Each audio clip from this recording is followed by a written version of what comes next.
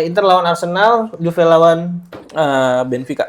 Benfica, Roma di Eropa lawan Milan kalau tanya, urut dong.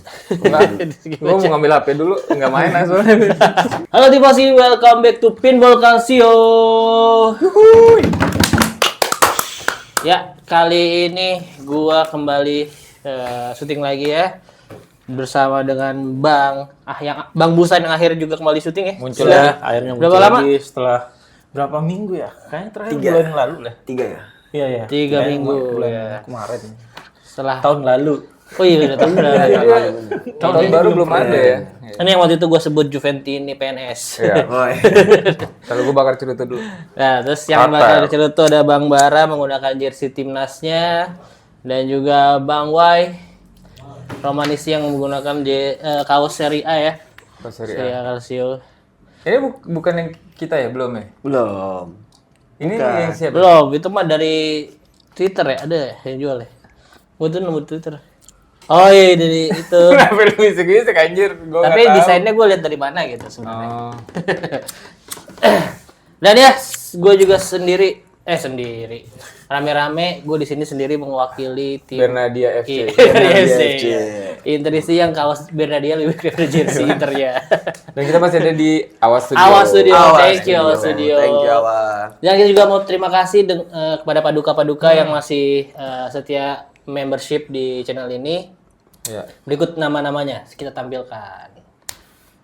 Nah, terus di episode ini kita bakal bahas hasil Jurnata 21 ya berarti. Sebenarnya 20 juga kita nggak sempat di midweek kan soalnya kan. Tapi kayaknya udah bahas lah. Soalnya Milan menang terus dua-duanya. Iya, Inter juga menang terus 1-0 dua-duanya.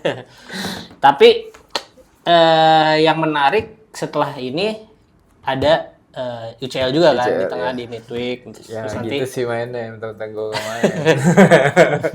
Yang penting masih di Eropa lah. Enggak juga ya. Kan lo main di Eropa ya. Main. Tapi lu gak kalah seru. Kan lu akhir pekan juga. Oh iya, ada big match. Oh, ada Di big Partita. Nah, langsung aja kita bahas dulu kali ya dari tim yang karena Bang Busan belum udah lama gak kesini. Kita Langsung kasih aja nih. mic-nya duluan. Dan ini menangnya juga yang pertama tuh yang midweek menang 5-0 ya? Yang kemarin Enggak. Oh, itu yang kemarin lagi yang Kemarin FC ya? yang kita Midweek skip. ini kan Kita skip ini ya? yang di skip. Ini midweek itu kan yang pertandingan tunda itu yang pas Iya, juga apa ada namanya, dia. enggak, Iya, ada. Juve kan enggak. Nah, Juve kemarin berhasil menang juga kan tapi kan. Lawan siapa? Yang Cremonese menang, yang Cagliari kalah. Cagliari kalah. Oh iya, Cagliari kalah. Itu minggu lalu. Justru makanya kita Iya, tampilkan gua biar lupa. kita menjelaskan kepada Bang Iya. Kenan Nil di 10. Iya, juara Iya, di 10. yang katanya Muncul lagi nggak sih tapi? Scudetto. Muncul lagi nggak kemarin dia? Enggak Muncul. Muncul lagi. Karena gini, mungkin Caper, lu caper. cedera karena kemarin tuh kayaknya Iya, Serie A gua tuh lupa. kayak Boxing Day gitu ya. Midweek-nya ada, terus ada tunda juga, ada weekend-nya juga. Jadi kan dua minggu 3 pertandingan, ada yang 4 pertandingan juga dalam 2 minggu. Jadi mungkin Iya, Inter mainnya padat banget juga, kemarin udah 2 hari doang. Nah, Bang Mustan, kenapa Juve sempat menang 5-0 lawan Cremonese, terus akhirnya ya kayaknya kembali lagi nih. Iya, itu kan sebenarnya kan kalau dari yang kemarin ya. Kalau review kan kemarin gue juga kasih review itu yang ditampilin di Jawa. follow IG-nya. Pinball Iya, Calcio. kemarin kan lu masih di Nah di konten yang itu udah gue bilang juga gitu bahwa Juve ini sebenarnya walaupun menang 5-0 itu masih jauh lah kalau dibilang dari Scudetto.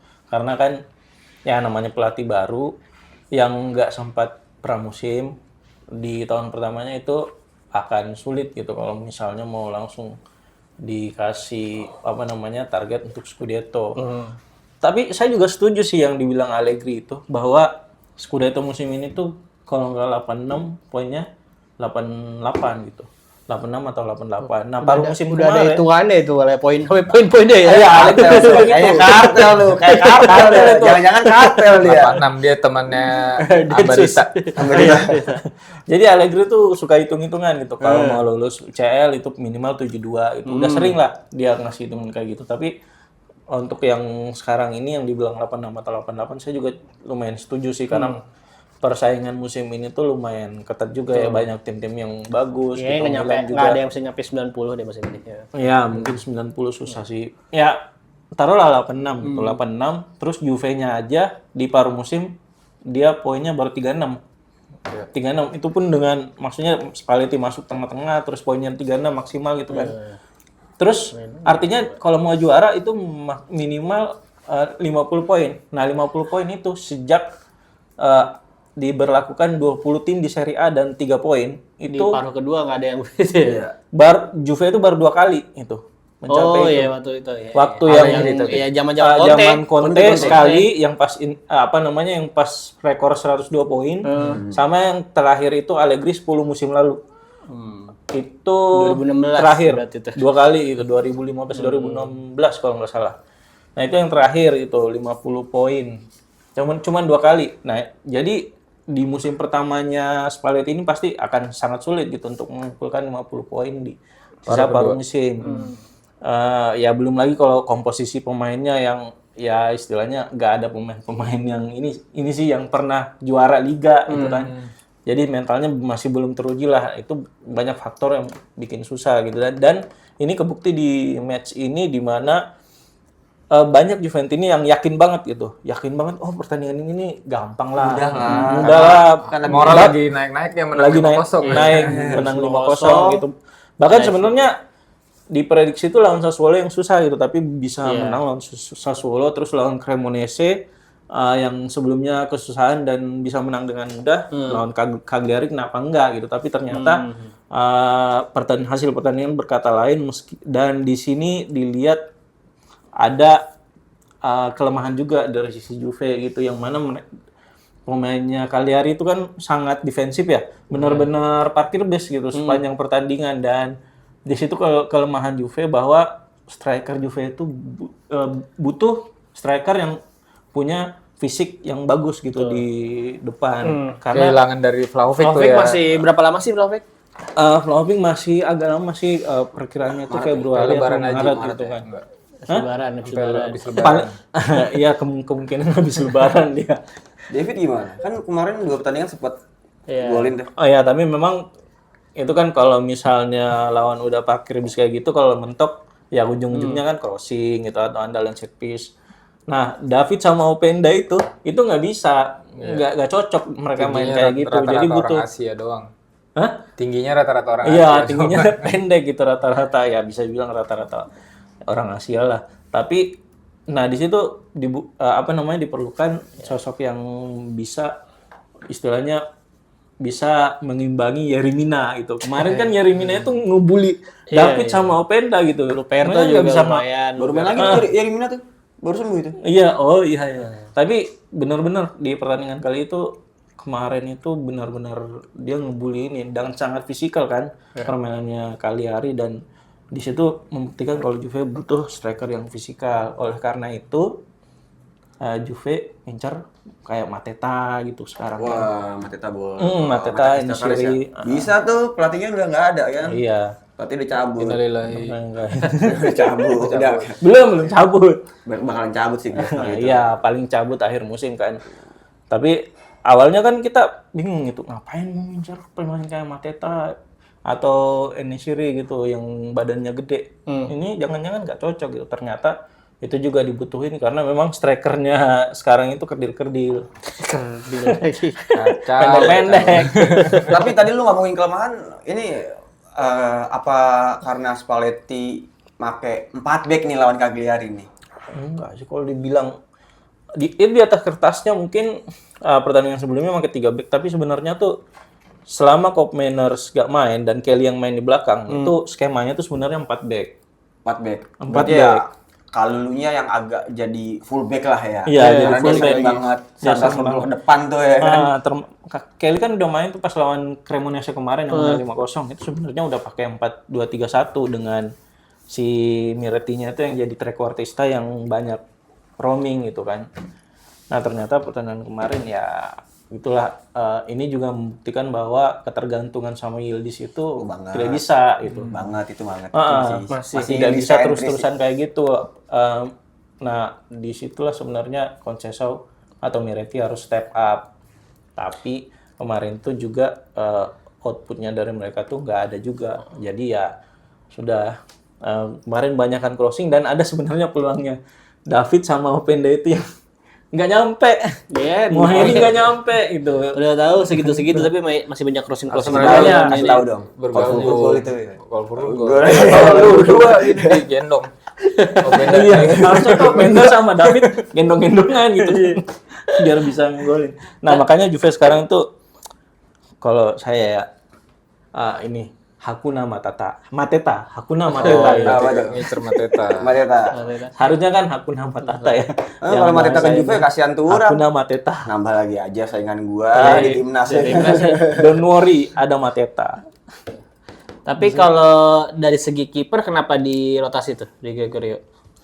Nah, itu juga Lagi bagus-bagusnya Gregorio. sebenarnya kurang ini juga sih, nggak tahu kayak gimana juga, mungkin ngasih ini juga kepercayaan diri ke Perin juga gitu. Dia baru main berapa kali musim ini? Udah tua, makanya dikasih kepercayaan diri kalau masih muda sih nggak apa-apa ya kan. Udah bayar HTM. Oh iya. Udah bayar HTM. Karena biar dia masih kemarin kan sebenarnya hampir mau pindah kan ke Genoa gitu, karena kayaknya dia pengen balik, pengen jadi kiper utama.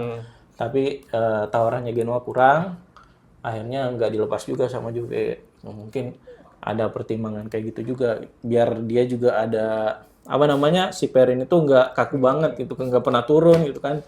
Tahunya kemarin karena lama nggak turun, akhirnya dia juga kaget kan pas ada set piece itu satu. Kayak semenjak nggak gondrong kayaknya nggak jago Perin. Jago-jago aja gitu. Sebenarnya jago sih, gondrong kayaknya. sebenarnya jago. Samson dong. biasanya Hilang jago. kekuatannya.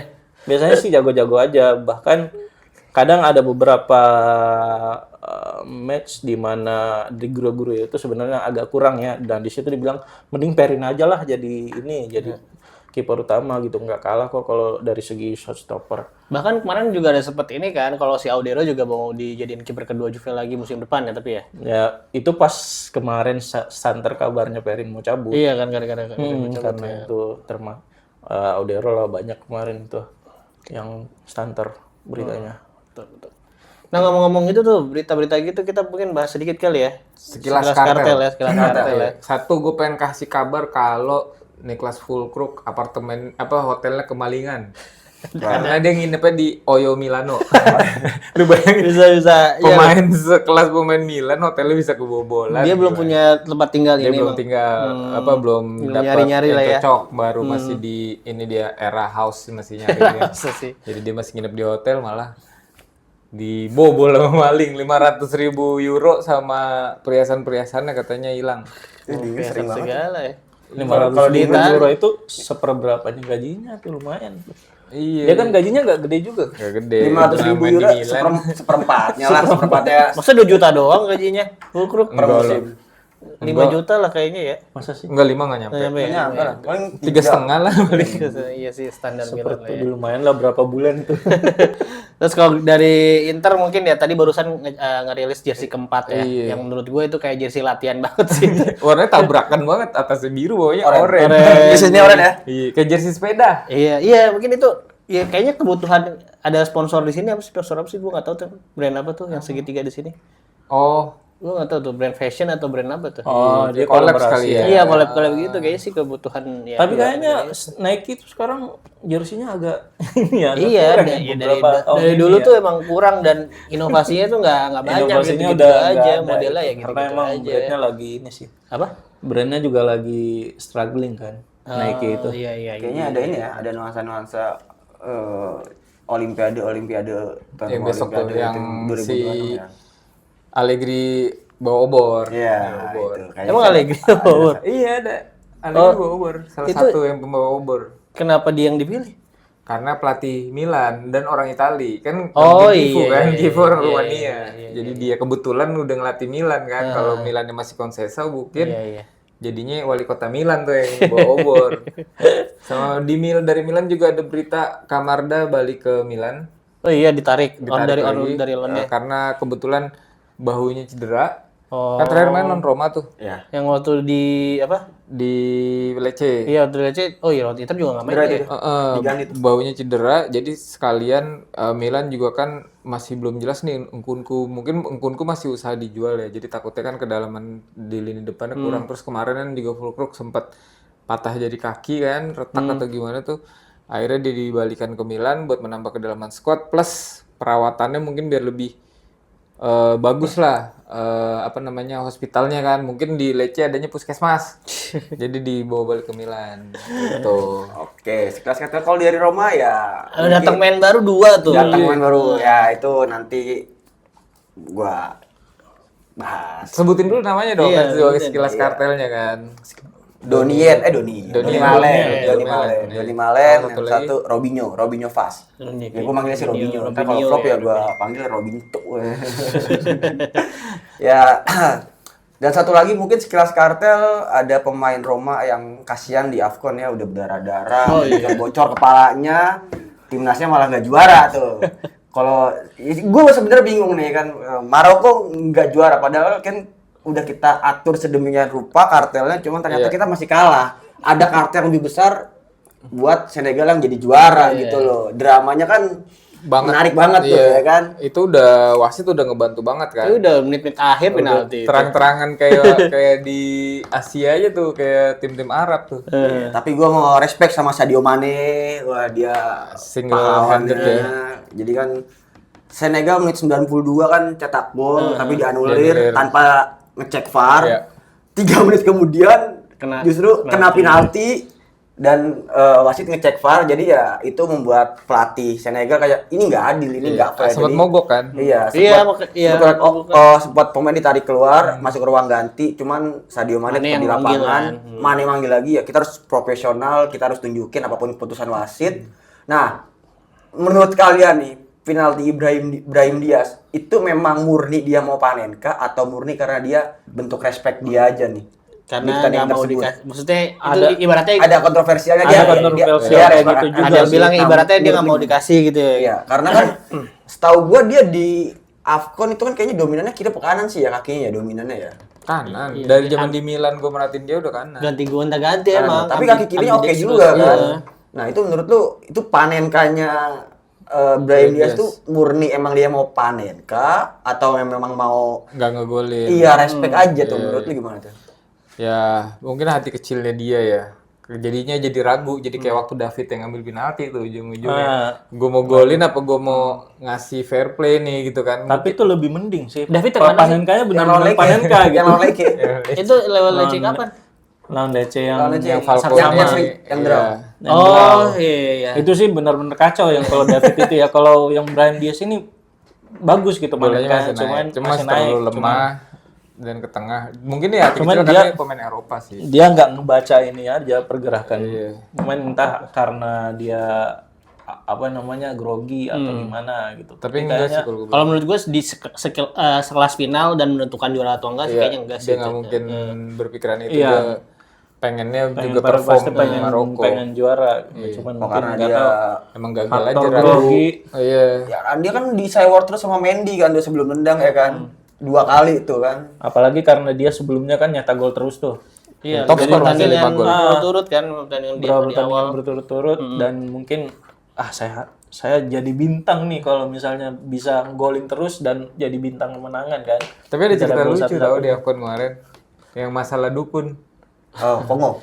Rebutan anduknya Mendy. Iya. Oh, yang di final. Iya, itu Mendy ada yang jaga, ada yang jaga. Anduknya nggak boleh direbut, yang disampirin di jalan di gawang. jalan. Iya, jadi bener-bener mau diambil sama anak gawang tuh kan. Iya. Anak gawang kan dari Maroko kan. Mau diambil tuh. Staffnya langsung ke situ semua ngambil lagi. Jadi kejar-kejaran anduk. Kok sejak banget akhirnya kliniknya parah banget. Sama Hakimi juga dibuang akhirnya. Masih ada aja. Itu langsung diambil lagi. Oh, Afrika masih ada, Afrika. Itulah serunya. Hasil orang mati aja bisa suruh jalan kan di Afrika. Iya, masih kuat lah. Iya. Black Panther dikasih bunga itu bisa hidup lagi. lagi. Dan berarti ini adalah gelar kedua Senegal, Senegal. di AFCON ya. Turut-turut loh. Iya, dari kemarin yang Enggak betul-turut sih, maksudnya 2 kali itu. waktu itu finalnya sama si Mesir kan? Mamsir. Atau Salah sama Mane kan itu waktu di Liverpool kan berdua-dua. Mari ketemu lagi semifinal ya kan. Dan Salah lagi kalah lagi. final. Dan ini kali ini ya Sadio Mane ya menurut gue tetap jadi salah satu aktor utamanya Senegal kemarin lah ya. Walaupun bukan dia yang cetak gol sih gue ya. yang Gue cetak gol Gana kan. Gueye. Iya. Sama ada pemain Lazio juga kan yang ngangkat piala Senegal. Basi Badia Sile. Bele Dasiru. Dele Basiru. Dele Oh, Basiru Basiru. Nigeria. Iya. Dele Basiru Nigeria. Emang Nigeria? Nigeria dia. Gua Senegal. Kok gambarnya dia kayak ini menempa piala? Apa postingan pas semifinal kali ya? Dele Basiro Dela Basiro Nigeria. Nigeria ya. Nigeria Dele Basiro nomor 10 Nigeria dia. Nah, Tapi kalau kabar apa? Juve. kabar lain, kalau Juve sih nggak usah diomongin, yang belum ada yang resmi juga gitu transfernya. Mungkin ini dari tim-tim yang ini aja sih, maksudnya yang menengah ke bawah itu. Jadi kabar duka yang Fiorentina, Fiorentina. Rocco Commisso, dan itu meninggalnya sebelum pertandingan ya, 1 hari sebelum pertandingan dimulai gitu untuk pekan ke-21 ini. Jadi seluruh tim berduka cita, dan ini juga memantik semangat dari Fiorentina bisa gitu, akhirnya menggebu-gebu semangatnya untuk bisa menang, dan akhirnya bisa menang kemarin lawan Bologna di kandangnya Bologna juga. Menang 3 berarti ya? Oh 4 sih Fiorentina sekarang. Iya. 3 kalau nggak salah ya. 3. Sama mungkin dari tim lain yang Parma yang memposting di akun resminya itu tribut nomor 23. Nomor 23 ya. Itu Jadi pria Solo. Region lokal kan. Iya. Itu berani sekali Anda. ya mencari Engagement. biar exposure-nya jangkauan luas kalau salam interaksi Tapi hal kayak gini tuh adminnya Inter sama adminnya Milan nih nggak pernah mainin kayak gini. Karena nggak pakai agensi sini gitu Iya. tampilan. Juve Juve itu ada agensi sini. ada si Denny kan kerja di sana. Dia bahkan nggak cuma yang lokal juga kayaknya ada yang Ada namanya internasional agensinya apa ya? Red apa ya? Gitu. Gue waktu itu tahu temen gue. Tapi emang megang beberapa klub-klub gitu. Jadi kayak ibarat apa sih kayak freelance gitu. Inter sama Milan. Oh, khusus untuk server Indonesia ya. itu khusus sama Indonesia. Oke, lanjut ke match lagi. Lanjut ke match ya. Ini Milan juga akhirnya menang 2 kali kan dari Pick sama ini sama kayak Inter. Tapi gue bahas Milan dulu kali ya. Yang pertama ketemu siapa bang? Como. Nah itu yang gue tebak bener skornya 1-3 ya. Kita hampir mayoritas menang Milan. Jumlah 2-1, Aldi 3-1. Ya lebih pede memang lawan Como kan. Itu kan sempat kebulan duluan tuh bahkan. Dari siapa yang golin si Perone, bukan Perone siapa? Dakunya. Bukan deh, kayaknya back deh. Oh, Kem. Iya, Kem. Umpannya Dakunya maksudnya. Umpan Dakunya. Dari corner. Nah, akhirnya Rabiot jadi pemeran utama nih di pertandingan itu. Bener-bener gila. Itu sih Rabiot. Sama satu lagi yang Fofana itu lagi-lagi ya. Ada Ngesut dari tengah. Iya, kemana tuh? Dia kan nggak jelas. Mau ngesut tapi kepleset. selalu ada Oh, itu yang lawan Como Ada kan lawan itu. gebrakan Apa dengan ya? Como. Como itu. selalu ada gebrakan dan dinaikin sama akun. Sorry, kalau nggak salah ya. Dikira gawangnya di lantai 2 kali. Ya di situ memang lawan Como ya seperti analisa kita ya, lawan tim yang menyerang dan terbuka itu menjadi makanan empuknya Allegri, dan terbukti walaupun udah tapi ketika Como ngegolin duluan itu masih lebih tenang dibanding tim seperti Lecce, Cagliari ngegolin duluan, mereka langsung menutup rapat Belakang. kan. Como tetap nyerang soalnya Tetap kan. nyerang, dan itu yang happy banget. Dan si Fabregas kan nyindir kan segala possession 60 sekian persen, Gitu lah. passing 700, Milan cuma 200 kayak waktu itu awal musim. Gue bilang kan Milan memang ketika melawan tim yang lebih dikdaya dia akan passingnya jumlah sedikit. Kalau lawan tim yang kecil bisa di atas 400, 500. Dan ya alhamdulillah menang, terus diteruskan melawan Lecce yang ini bikin deg-degan karena peringkat 18 karena si Fiorentinanya menang kan. Jadi dia Biasanya turun tuh yang begitu. gitu. Apalagi rotasi banyak kan, si Jasari main, Ricci. Dan si Allegri udah mulai seperti megang Juve tuh, tiap match Ganti line-up-nya nggak pernah sama, tapi akhirnya membawakan hasil. Jasari bermain cukup bagus, bermain sangat dalam, tidak seperti Modric yang bisa maju mundur. Di match kemarin lawan Lecce dia lebih menjalankan peran sebagai deep playmaker. Ricci-nya juga bagus. Wah, tuh Ricci tuh. Dan yang paling aneh, Estupinan bagus. Kemarin tuh mungkin best performance AC Milan Estupinan selama di Milan tuh. Dan ya akhirnya seorang disertir tentara Jerman yang ngegolin, Füllkrug, itulah yang dicari, seorang Dan striker yang dari heading juga kan emang yang Dari heading, benar. dibutuhkan gitu sama Milan. itu dia Sama memang, Juve juga. iya. Ya kalau dari tendangan nggak ada yang masuk sama Falcao nih. Gila. Iya, Falcao dan juga bagus Gila. banget. Gila. Tapi emang bagus sih Falcone itu. Yang Leo yang third man running itu juga yang babak kedua tuh dia udah bagus banget, padahal masih bisa di itu top sih, salah satu kiper top sih Falcone emang. Dan ya gue salutnya sama Füllkrug tuh bener-bener gue entah apa yang dia minum atau suntikan sebelum main ya, karena lu bayangin dari lawan dia nggak bisa main lawan Como beritanya karena jarinya patah.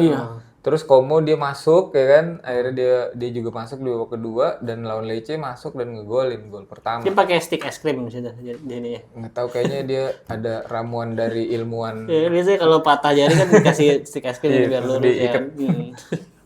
Tapi gue nggak tahu diagnosanya akhirnya hanya retak atau apa ya, tapi itu sih seorang mentalitas yang gila sih, maksain main dengan kondisi menahan sakit mungkin nih. Akhirnya ada lagi orang Jerman yang ngegolin buat Milan, gue senang. Ketiga ya sekarang ya. Apa sih? Setelah Bierhoff, siapa lagi terus ini orang ketiga Jerman yang golin di Milan. Kalau nggak salah tadi gue baca di mana gitu. Ya dulu kan Jerman ya paling kan si Ziege, tapi gue nggak tahu Ziege pernah ngegolin atau enggak. Kalau Bierhoff udah pasti hampir top skor juga kan pas di Milan. Ya tetap menguntit Inter. Dan gue kemarin sempat lihat ada postingan fansnya Inter yang bilang, ini Serie A gimana sih, Milan udah ngamen di kompetisi Eropa, mainnya di paling akhir mulu. Lah kan Milan kemarin main terakhir midweek, iya, terus masa sekarang, terus kalau lu misalnya Inter momen terakhir, lu mau ntar nextnya kan ketemu UCL, Arsenal ya, iya, di mepet ya. kan dengan ini juga. Gitu sih kalau dari gua. Berarti 2 kali clean sheet juga ya berturut-turut. Enggak, kemarin Como 1-3. Oh iya, Inter yang 2 kali clean sheet. Salah gua. Tapi ke Roma dulu nih, Roma yang di akhirnya bisa nggak back to back kalahnya ya, kan di midweek lawan Torino juga kan. Di midweek Coppa kalah lawan Torino. Nah ini kemarin di Serie A akhirnya bisa membalas dan dengan sangat meyakinkan gitu 2-0. Pemain barunya langsung nyetel. Ternyata Doyer Malen yang dibutuhkan oleh Roma, bukan striker-striker yang posturnya kayak Ferguson, kayak Dovbyk ternyata. Menurut lu gimana Bang? Iya. Yang pertama kalau sampai kalah lagi mah mendingan main kasti aja di Roma deh. Masalahnya kan dua kali kalah musim ini lawan Torino, satu di Liga yang di paruh pertama, yang kedua di Coppa kemarin ya kan. Nah ini ajang balas dendam lah, dan ya yang gue nggak expect ya sama Daniel Malen langsung bisa nyetel gitu ke dalam tim ya, karena gue ngelihat kayak ini Dybala kayaknya udah nemuin duet barunya nih, dan menurut gue ini semenjak Dybala di Roma ya gue ngeliat ya meskipun baru satu pertandingan ya, kayak Daniel Malen ini duetnya bener-bener cocok banget nih buat Dybala. Jadi Dybala tahu bola-bola apa yang disukain Malen, Dybala tahu positioning Malen ada di mana buat dia ngasih umpan. Begitupun sebaliknya Daniel Malen, dia tahu nih arah umpan Dybala bakal kemana, karena terbukti di peluang pertama terobosan dari Dybala nggak offset sih, yang peluang pertama yang kena di shoot Malen masih blok Paleari. Yang peluang kedua tuh yang golnya anulir itu ya. Dianulir itu kan umpan dari Dybala juga. Nah, yang dinamain rezeki nggak kemana.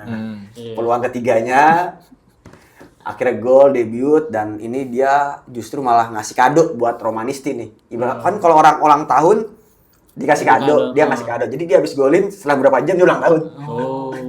Tapi dia masih dari Eindhoven nggak sih? Dari Aston Villa. Aston Villa sempat ke Aston Villa. Gue taunya pas dia masih di Eindhoven tuh sih. Dia kan ke Dortmund sempet ya. Iya. Nah dia itu yang ini kan yang kanker biji kan. Bukan, itu Sebastian Haller kalau nggak salah. Oh, Haller ya. Temennya di Dortmund kan itu. Fisiknya juga beda. Ya. Jadi yang tadi lu bilang De Jong KW. Ya.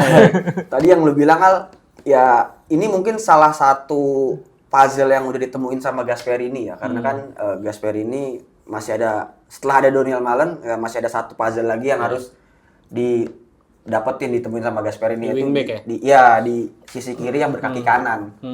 Jadi ya walaupun kemarin Pellegrini main di babak pertama yang menurut gue ya so-so aja lah, standar aja, sampai akhir babak kedua dia diganti, dan ya Pellegrini ya tetap seperti itu ya. Mungkin rencana Gasperini akan beda karena sempat ada marah Gasperini sama Pellegrini, kenapa lu minta diganti gitu ya kan.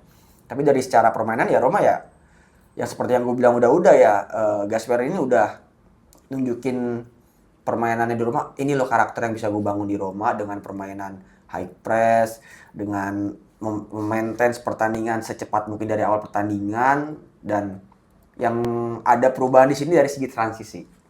Karena kan Roma itu jelek banget, buruk banget dalam mengantisipasi serangan balik dari lawan. Nah, ketika lawan Torino kemarin bahkan sampai Manu Kone pun bisa membackup belakang tuh, kalau misalnya Mancininya naik ataupun Dikanya naik ataupun Hermoso, Dan dia bisa backup, bahkan Wesley pun yang jadi wingback-nya juga dia bisa backup. Jadi kesadaran akan cover area yang ditinggalin ini udah mulai tumbuh nih di pemain-pemain Roma. Jadi udah kelihatan dari 2 pertandingan terakhir lah. Dan ini gua seneng aja sih ngelihat Roma permainan sekarang yang lebih cair aja di depan, dengan Daniel Malen juga bukan tipikal striker yang ngejedok di depan, dia juga bisa bantu turun ke belakang, dan ternyata Daniel Malen juga kuat juga buat jadi tembok. Karena bahkan kemarin juga Dybala dapat peluang hasil dari si Daniel Malen nembok, dia wall pass, tapi sayangnya Dybala tendangannya masih off target. Tapi ya baru 1 pertandingan, jangan dipuji dulu, takutnya pertandingan-pertandingan berikutnya jadi bapuk. Ya, biasanya kan kadang-kadang ya ada yang game pertama lah semangat-semangatnya, terus emang belum ada beban mungkin ya game pertama. Jadi ya Belum kita nantikan kebaca lah konsistensinya di pertandingan-pertandingan selanjutnya. Kalau ini maksudnya ini kan lagi bagus ya chemistry-nya antara Dybala dan Malen gitu.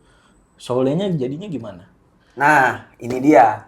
Ini yang harus apa ya? Yang harus jadi PR sih menurut gue kalau buat Gasperini sih menurut gue, karena ya kita tahu lah ya, Soleh sama Dybala main bareng itu permainan Roma jadi kurang gimana gitu kan. Tapi kemarin sempet tuh yang pertandingan lawan Sassuolo ya kalau nggak salah ya.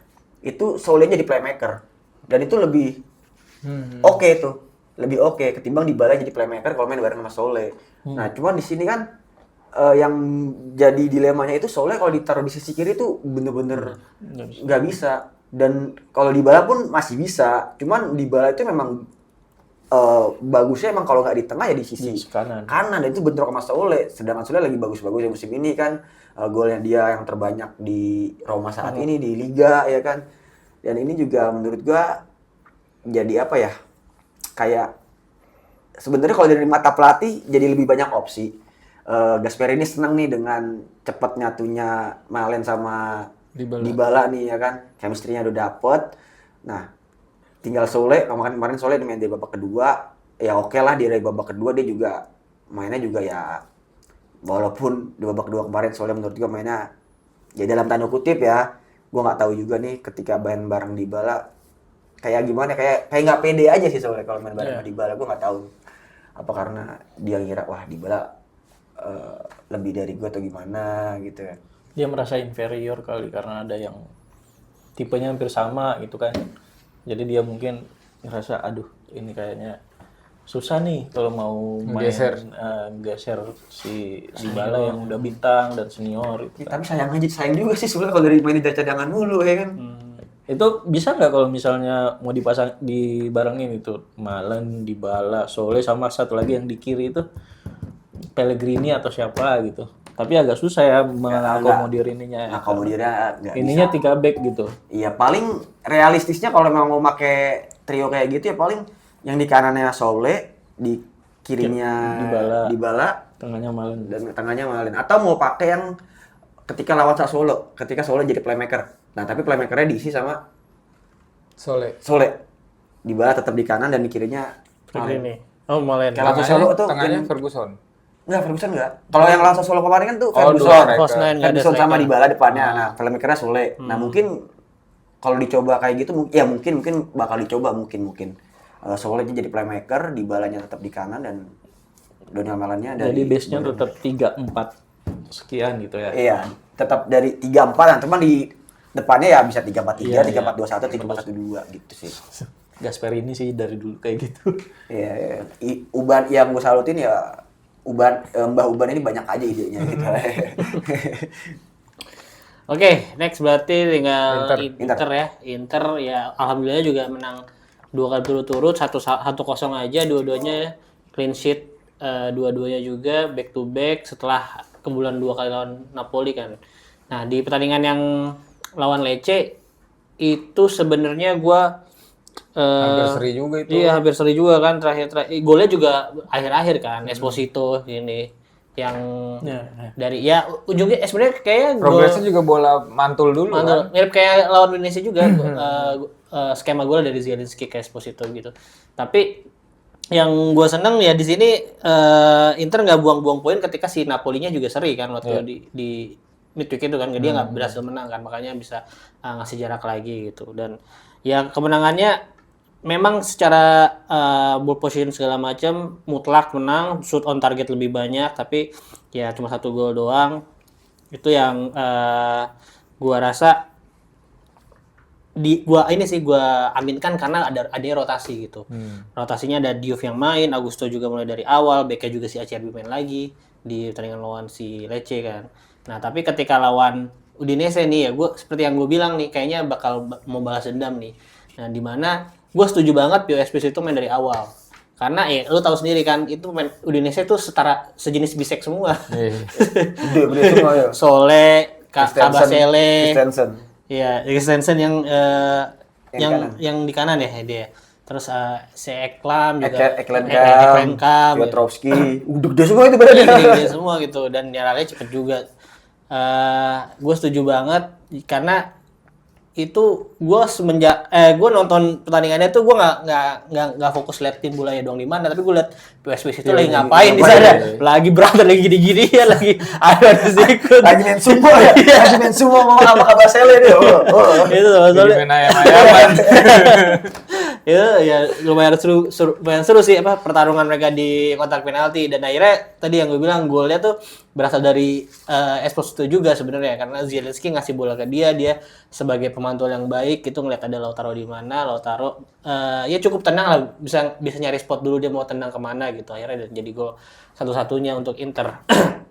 Terus yang gue suka juga si Henrique, walaupun nggak nyetak assist atau gol, tapi di pertandingan kemarin juga lumayan solid gitu, bertahannya juga udah mulai bagus. Gue ngeliatnya si Henrique kemarin. Di kirinya tuh Augusto yang main. Sama Di Marco. Iya, tapi di back kiri kan di LCB. Ya, Bastoni kan lagi diistirahatkan kan. Augusto juga lumayan oke kemarin mainnya sebagai back kiri. Dia ya porsinya pas lah, dia nggak terlalu banyak meninggalkan posnya gitu. Karena pemain-pemain Udinese serangan baliknya bahaya semua itu. Kemarin aja ya untungnya berhasil diredam lah ya dengan gue ngeliat sih si Cifu bener-bener ngeliat nih kayaknya lawan Udinese lu nggak harus terlalu all out gitu untuk memaksakan semuanya harus nyerang gitu, tapi kemarin lebih sabar juga tuh, nggak langsung direct bolanya, kadang-kadang diputar lagi ya seperti zaman Inzaghi gitu, tapi ya bukan dimodifikasi, disesuaikan dengan game main dia lah. Jadi kalau lawan bener-bener udah siap ya mereka pasti delay dulu, set play lagi gitu. Dan ya mengandalkan Esposito di lini depan lewat bola-bola atas juga lumayan membuahkan gitu. Karena ya ada Esposito gitu. Makanya gue setuju banget dengan line up kemarin ketika lawan Udinese gitu, lawan tim yang fisikal. Ya kadang-kadang nggak harus lari-larian lawannya, tapi kadang-kadang lu punya pemain yang ada fisikalnya juga bisa digunakan gitu. Dan Barella yang kata orang musim ini udah agak menurun karena jumlah golnya lebih sedikit, jumlah asisnya juga menurun gitu. Tapi menurut gua Barella masih jadi salah satu yang paling penting sih di Inter. Kalau dulu mungkin Brozovic, kalau nggak ada Brozovic Inter kacau gitu. Terus musim lalu Hakan cedera, Inter agak kacau. Menurut gua sebenarnya musim ini nggak ada yang kayak gitu banget sih. Maksudnya Hakan nggak main juga masih aman gitu. Lautaro nggak main masih aman, tapi kalau menurut gua kalau Barella nggak main itu Inter masih bisa menang, tapi lini tengahnya kalah aja gitu. Udah pernah Barella nggak main? Kalau dari awal banget sih enggak ya, mungkin dia lagi di rotasi sih pernah, rotasi menurutnya nggak main 90 menit sih, nggak pernah deh kayaknya, tetap main jadi ini Barella kayak model ya musim ini kayak model Busquets di Barca gitu. Kelihatannya nggak ada nggak ada kontribusi, cuman secara di lapangan permainan mobilitasnya tuh masih kepake banget gitu. Iya, maksudnya lapangan. Bukan kontribusinya bukan statistik yang bisa dinilai dari angka gitu. Kadang-kadang nge-cover pemain gitu atau ngejar ke belakang gitu, tapi nggak ngerebut bola gitu. Tapi itu yang gue lihat sih salah satu masih jadi yang terpenting. Kalau Barella nggak ada tuh Inter agak kacau di tengahnya yang gue lihat pasti. Kalau di rumahnya Cristante tuh Iya, Cristante ya. Cristante kalau di rumahnya. Kalau di rumah. Maksudnya secara permainan mungkin nggak bagus-bagus amat Cristante kan, tapi mungkin kalau nggak ada Cristante agak wah nggak seimbang. Ya, caur. Itu yang gue lihat dari Di Barella. progresnya Pio sih gue seneng sih, maksudnya makin gacor nih anak dengan dia juga physically-nya semakin berisi, terus penempatan posisinya, shoot-nya juga semakin akurat. Menurut lu di apa nih kalau Italia lolos ke Piala Dunia nih, dia bisa dapat minutes play nggak? Dengan Gattuso sih ya, kalau gue sih kayaknya bisa ya dengan berarti Gattuso. Ya kemarin di qualifier aja sempat ini juga kan apa starter juga kan ya, seperti starter kan. Walaupun Smako waktu itu SK Maka lagi cedera ya, tapi gue nggak tahu nih kalau misalnya SK Maka dia udah agak balik. Tapi menurut gue lebih fit Esposito lah kalau misalnya dari penampilan di liga juga ya. Asal jangan diduetin sama Ken aja di timnas. Mending sama Retegi. Ya, Retegi. Kalau sama Ken enggak deh. Milan tukar Kamarda nambah 5 juta mau kayak gue. Buat siapa? Pio. Roma juga mau. Orang ditawar sama Napoli 40 aja nggak mau itu. Itu banyak yang bilang monster baru Itali telah lahir. Umur juga beda 2 tahun sama Kamarda, tapi progresnya lumayan jauh. Dan yang gue suka dia untungnya ketika Inzaghi Cifu yang megang gitu, jadi kepake. Kalau Inzaghi gue belum tentu ya, Inzaghi atau bahkan Conte gue belum tentu bakal dapat menit play gitu menurut gue ya. Tapi ini pukulan telak Al buat si Thuram. Bener. Mana 2002 apa? Piala Dunia Bentar lagi banyak saingannya lagi. saingan dia juga di timnas juga banyak, termasuk yang diincer Juve, Mateta, ya kan termasuk saingannya. Ya itu ya yang mungkin bikin Thuram, aduh, gue di Inter habis gue cedera malah posisi gue kegeser nih, ya kan. Bahkan Boni juga jadi saingannya dia kan di timnas juga kan. Iya. Tapi kayaknya belum sih kalau Boni untuk timnas. Dia Tapi masih cedera nggak sih? Boni Udah main. udah main. Cuman Udah fit, disimpan. udah main semua. Ini aja ya. Semua. Boni juga udah main kok. Boni udah main, kemarin juga main jadi pengganti gitu. Terus si Fratesi yang masuk juga menurut gua ya belum bisa ngasih terlalu banyak lah Fratesi. Musim ini kayaknya enggak deh. Ya musim lalu kan mungkin dia bisa nyetak gol tiba-tiba ketika Sebersap lah. sebersap, cuman musim ini belum ada tuahnya. Dan ya kalau gue pribadi ini kan ada kabar juga dia mau ke Turki atau kemana. Ya silahkan lah kalau emang nanti Inter gara-gara dia keluar Inter bisa masukin pemain baru nggak apa-apa. Bahkan katanya udah tapi back sih si Mlacik itu pemain dari Kroasia. Iya katanya gagal juga karena ada masalah sama orang tuanya lagi-lagi dari bapaknya gitu. Sama kayak Samar. Iya kayak Samardzic.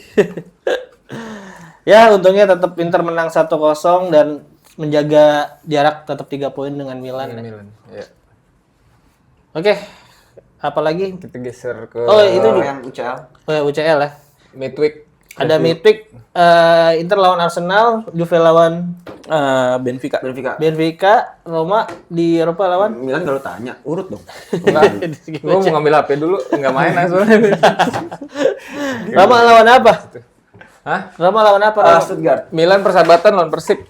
Biasanya ada tuh. Lu begitu. mana nih? Ngambil HP. Ya mungkin biar sekalian gue dari Inter aja dulu kali ya, karena biar lanjut langsung gitu. Inter lawan Arsenal, ini duel pemuncak Klasemen. liga masing-masing ya. Arsenal beda 1 poin doang, 50 poin. Inter 49, 46 atau 49 sih? Lupa. Inter 47. 46, oh beda 4 poin, 43. 49 gitu. Iya 46, 43. Tapi Arsenal mainnya udah 2-2 kalau nggak salah, ya kan? Liga Inggris kan main lebih duluan. Nah ini lagi-lagi mainnya Giuseppe Meazza ya, kayak pertandingan terakhir yang Inter menang 1-0 doang ketika gol Hakan Calhanoglu jadi satu-satunya gol di laga tersebut. Kalau gue berkaca dari laga tersebut ya, Inter nggak kalah level lah sama Arsenal, banyak juga serangannya, walaupun ketika setelah Inter cetak gol Arsenal lebih menguasai pertandingan gitu. Tapi menurut gue di sini Inter belum bisa menang lawan tim gede sih, tetap sih kayaknya menurut gue ya. Arsenal pemain inti apa rotasi nggak ini? Dia kan udah poinnya udah lumayan jauh tuh. Ya pemuncak klasemen dia kan di. Oh dia Tapi belum pasti dia ya. nomor 1 di Chelsea. tapi dia menang terus apa ada serinya? Menang terus. 6 kali ya. 18 poin dia. Cuman kayaknya dia belum pasti juga ya. Peringkat 8 kalau nggak salah ya. Kalau peringkat 8 Arsenal belum sih, kan sisa 2 pertandingan Belum, lagi. masih ada 2 match. Jadi Iya, sebenarnya 2 tuh match. Oh, belum pasti. Belum Iya, pasti iya, benar. 8 besar. Karena jaraknya pendek-pendek banget Al sama peringkat 8 Peringkat di bawahnya. 8 itu 12. Nah, jadi yang sebenarnya tuh yang krusial tuh Inter Al. Iya, Inter harus menang lawan 4 Arsenal. kali doang menangnya. Karena kenapa? Karena pertandingan terakhir Inter harus tandang ke Dortmund. Dortmund. Sedangkan Dortmund sama Inter beda cuma 1 poin doang. Nah, jadi menurut gua Nabungnya Internya di Arsenal. ini di Arsenal nih. Kunci. Buat seenggaknya ya buat satu kaki dulu lah. Buat walaupun belum aman tapi satu kaki seenggaknya tekanan di Dortmundnya nggak terlalu gede dengan melihat hasil pertandingan Dortmund di pertandingan ini juga gitu kan. Betul. Jadi menurut gua harus menang. Dan sebenarnya yang harus diwaspadai Arsenal itu ya bola-bola matinya Lagi-lagi. Inter ya bola-bola matinya Iya, Arsenal set piece-nya Arsenal. ditambah tahu nggak? Lemparnya ke dalam sekarang jadi ini Arsenal juga. Iya. Sampai dia ngerekrut pelatih khusus Ya, lemparan ke dalam. Arhan. Nah, iya bentar lagi Arhan. Bentar lagi Arhan. Main buat lempar doang. Kemarin katanya abis teleponan 2 jam sama Calafiori, Arhan. Sekarang kan kalau Arsenal main di sudut-sudut kiri ada anduk tuh buat Calafiori. Iya, dia Oh, berkata sekarang yang lempar Calafiori. Calafiori, yang lempar Calafiori. Dia belajar dari Arhan tuh berarti. Itu bisa berguna juga buat Italia itu nanti. Iya. Soalnya Italia ada tinggi-tinggi juga ya. Nah, tapi kalau menurut gue sih, ya gue sih pengennya jelas menang lah dan memanfaatkan home gitu lah ya. Tapi ya, gue rasa sih Inter masih belum bisa mengalahkan tim besar menurut gue ya. Lu nggak pede nih? Kalau gue sih ya mungkin seri sih hasilnya lagi-lagi. Tapi waktu itu gue juga mau ini ya ralat. Waktu itu gue sempat bilang lawan Atletico seri, tapi ternyata kan kalah kan, gue lupa waktu itu menit akhir golnya kan. Nah ini lagi-lagi gue rasa Inter masih belum bisa menang melawan tim besar. Kemarin kan lawan Napoli juga seri di ujung-ujungnya kan. Ini gue rasa Inter secara permainan bisa mendominasi Arsenal, gue yakin bisa. Tapi apalagi dengan Cifu yang sekarang ya. Tapi untuk hasil akhir gue masih agak ragu Inter menang sih.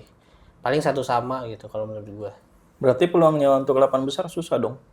Susah. Tapi kalaupun dari lawan Dortmund seri, gue rasa sih masih ada. Nggak tahu deh. Lawannya siapa aja sih ininya? Kalau seri saingannya berarti Banyak. 14 Dortmund tuh ketemu Tottenham. Selisihnya itu cuma 1 Iya. dua poin doang. Di bawahnya siapa lagi sih ininya? Dortmund sama Tottenham tuh Atletico cuma beda 1 doang tuh Apanya? posisinya. Iya Dortmund sama Bakal ketemu Tottenham jadi Iya, emang tapi sama bunuh-bunuhan poinnya poin 11 kan. Inter kan di poin ke-6 12. Nah, itu emang Atalanta kan udah ada lumayan Chelsea, tuh. Newcastle sama yang lain-lainnya ya. Iya. Kalaupun terlempar di 8 besar ya sebenarnya nggak apa-apa, cuman ya kerugian pastinya karena kan jadwal lebih banyak lagi kan. Betul, harus ikut playoff. Ya, kalau Inter atau manajemen pengennya langsung lolos sih, dia benar-benar memfokusin ya, karena lawan abis ini tuh di week lawannya pisah doang kan.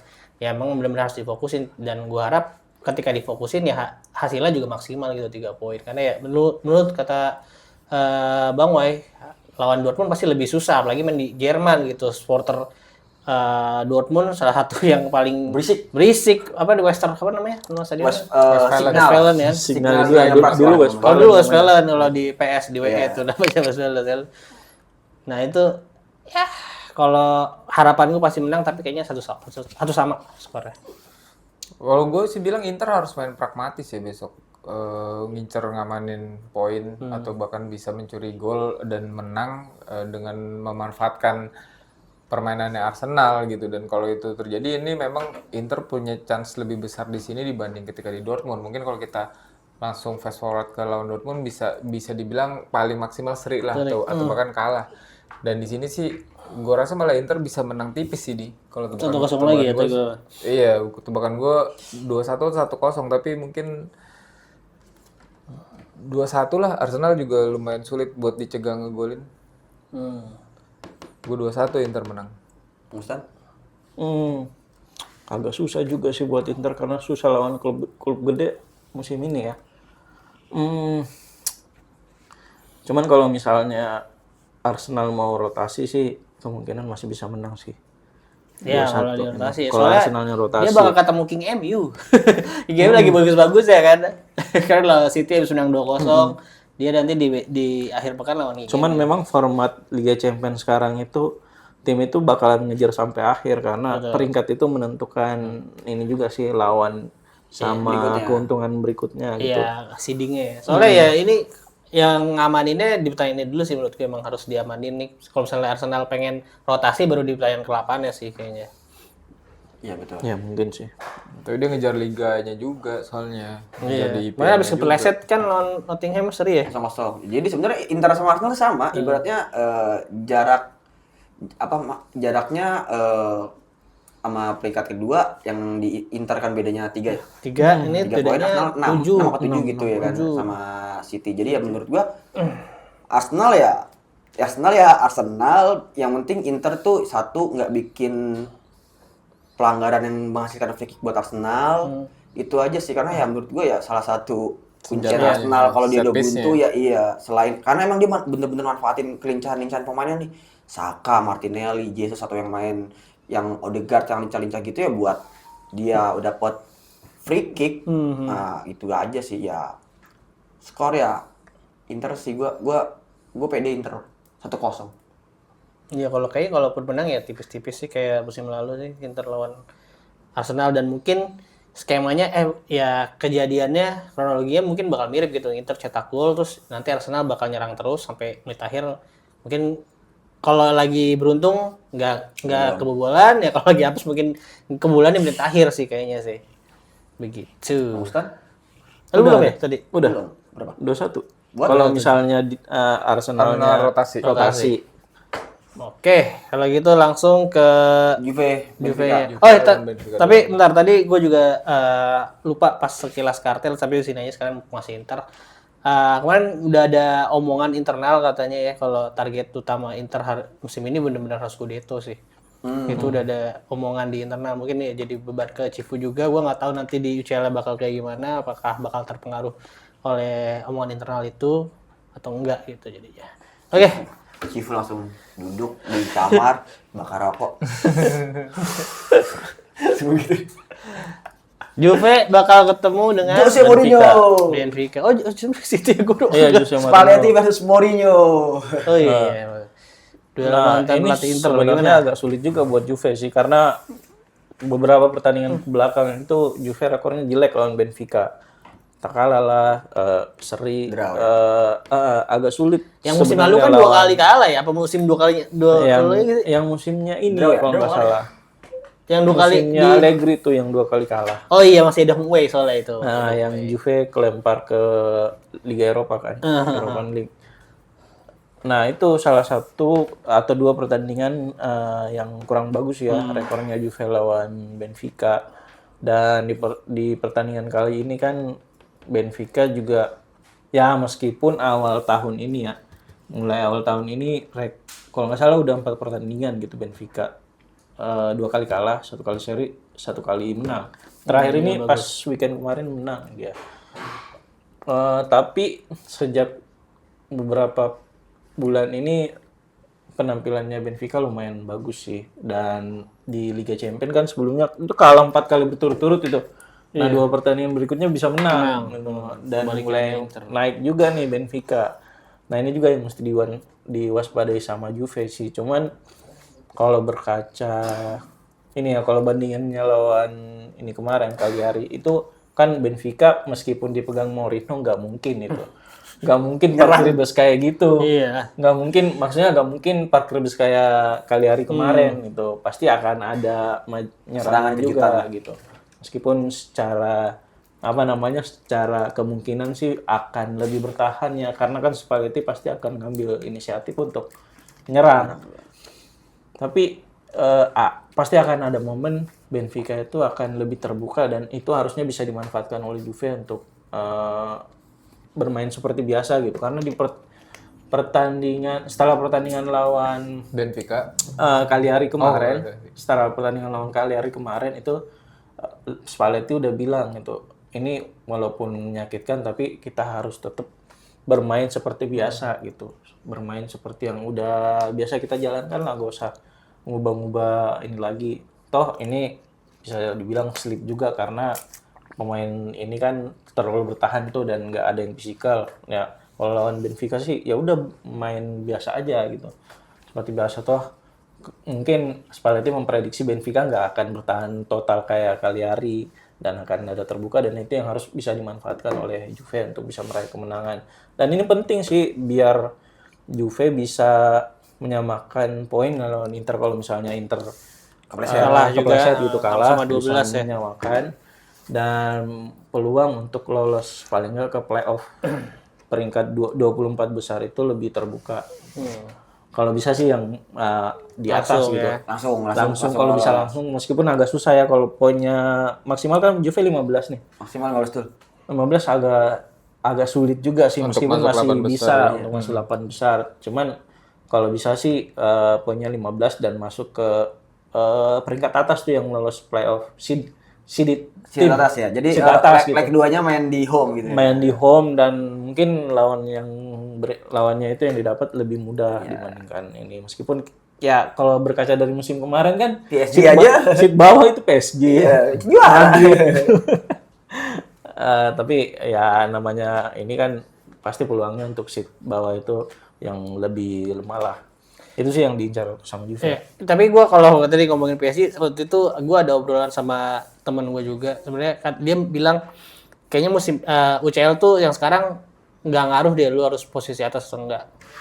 Dia bilang gitu ya. Tapi kalau gue sih kurang setuju ya, karena kemarin walaupun PSG dari bawah, PSG itu liganya cuma sebentar, jadi cuma 17 tim, 17 kali 2 kan, 17 kali 2. Jadi memang dengan ada tambahan Selesainya lebih game di dua game di playoff itu ya sama aja kayak Kita yang 20 kayak- tim. kayak 20 tim gitu. Dan mereka juga jelek itu di awal-awal karena emang ngegas banget di liga awalnya gitu. Mereka pengen mengamankan gelar duluan.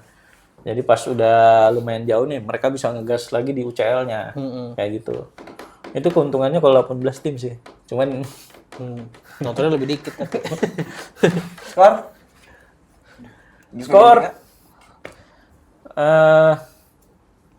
mungkin 2-1 sih menang Juve. Masih bisa lah. Benfica akan terbuka. 2-0 malah Juve bisa menang sih. 2-0 loh. Ini kayaknya bakal sulit. Benfica nggak bisa golin sih. Benfica nggak bisa golin. Juve juga.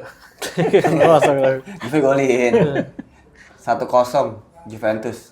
Jonathan David.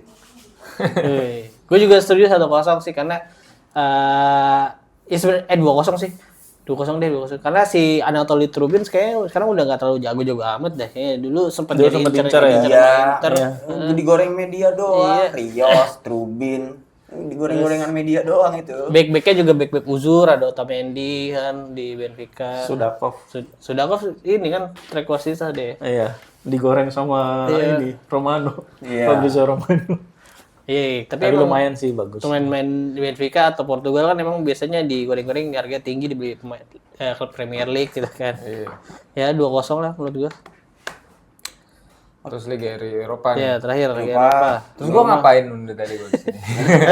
Lu ini aja. Lu tadi skornya berapa? Lu belum ya? 2-0. Dia dengerin insight dari Kartel aja nih buat Liga-Liga Champions sama UEL ya. Roma Stuttgart nggak usah pakai lama sih gua. Pemainnya juga kalau mau rotasi juga rotasi aja. Karena ya menurut gua ini mungkin menurut gua ya, menurut keyakinan gua mau Roma ada di 8 besar ataupun di 24 besar di yang ikut playoff di UEL sih menurut gua Tetap gak juara. nggak masalah juga, nggak masalah juga gitu. Gak dikejar-kejar amat ya. Iya kan, nggak dikejar-kejar banget lah ya kan. Tapi seenggaknya karena main di kandang ya lu kasih hadiah terbaik lah buat tifosi. Mau lu pakai pemain lapis kedua juga masih menang kok lawan Stuttgart.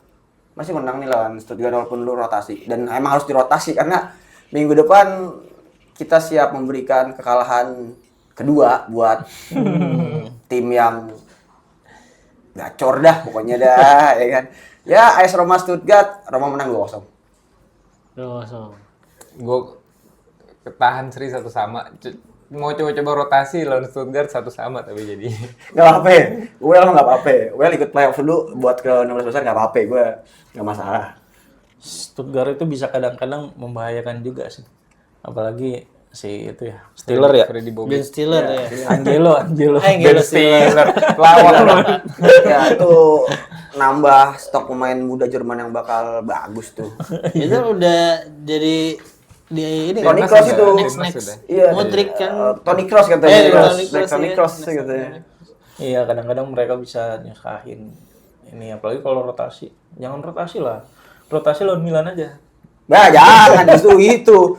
Justru itu Jangan kuncinya. rotasi biar capek. Iya. Eh, Kalau rotasi agak susah. Tadi berapa lu sekarang? Mungkin kalau rotasi, Roma rotasi sih agak susah ya. Mungkin seri kali ya. Satu sama. Dia juga satu sama walaupun Gasperini alumni pemenang Europa League ya. Tapi ya dengan pemain yang seadanya dan banyak ya dua pemain itu kan si Robinho sama Robinho sama Enggak, belum bisa main lah. Belum didaftarin ya? Ya kan Rubinho sama Malen Oh kan main di Europa League juga emang.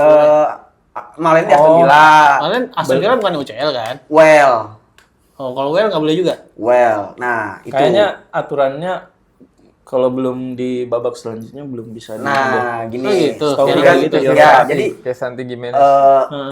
kalau mengacu pada pasal 30.05 UEFA, Wih. ya jadi silakan dibaca. Keren KUHP. Ya, ini buat kalian-kalian biar kalian tahu.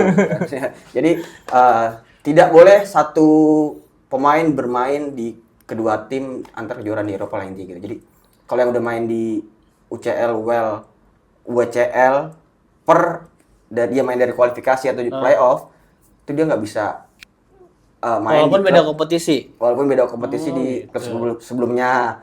Nah, cuman kan ada lagi berita kalau mau per tahun ini itu ada penghapusan rules Tide Cup gitu loh. Jadi Iya. bisa Pemutihan. main pemutihan lah anggapnya di yang tadi lu bilang yang di second fase selanjutnya itu bisa didaftar. Cuma ya kita lihat aja nanti bener apa enggak. Gue sih nggak berharap juga sih. Fokus di liga aja deh Roma. Di Liga gue jadi apa? Jadi hansip 4 besar. Hansip 4 besar jadi masuk UCL gitu aja. Hansip 4 besar aja. Karena kan udah sesuai nih ya kan. Kemarin head to head-nya sama Juve dia udah preset nih. Ya kan. Nah, besok nih tinggal disikat nih gitu buat maju gitu maksud gue. Nah, berarti langsung aja kali ya biar nyambung gitu kan tadi Roma abis lawan Stuttgart mau menang mau kalah mau seri bakal menghadapi Grande Partita. Ini dipotong kan episodenya? Mau dipotong apa lanjut? Potong aja, closing aja dulu. Karena kan masih agak lama kan. Oke, kita nggak baca-baca komen dulu. Ada nggak lu komen? Nanti aja nanti biar panjangan. Kalau itu kan cuma dikit tuh pembahasannya. Oh ya cuma pertandingan itu doang ya, tim gitu. Oke, ya udah kalau gitu terima kasih untuk teman-teman yang sudah menonton episode kali ini. Silahkan seperti biasa tulis di kolom komentar. Nanti kita bakal bacain di episode selanjutnya komentar kalian ya. Iya. Bang Yildiz, kalian di 10 silahkan komentar lagi. Nanti bakal Bang Bustan bacain. Ada orangnya nih juga gini nih. Ini. Terus ya teman-teman lainnya pokoknya tetap komen-komen di link YouTube kita. Link YouTube bagi di kolom komentar YouTube. Masukan, saran, apapun silahkan di kolom komentar. Oke. Terima kasih teman-teman. Terima kasih Bang Wai, Bang Bara, dan Bang Bustan. Ciao. Bye bye. Bye.